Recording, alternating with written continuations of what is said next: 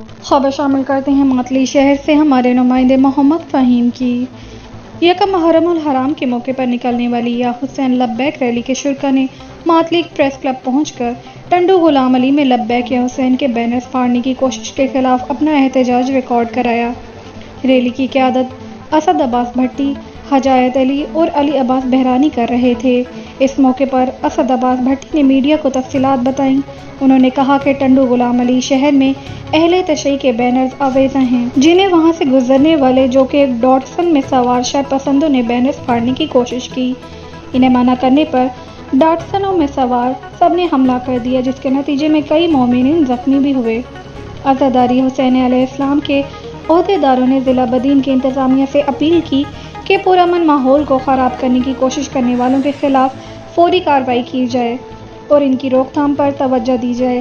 Press club में अज़ादारों का धरना जारी है और टंडू गुलाम अली थाने पर भी धरना जारी है। रिपोर्ट कर रहे हैं ENN न्यूज़ नुमाइंदा मोहम्मद फ़हीम मातली से।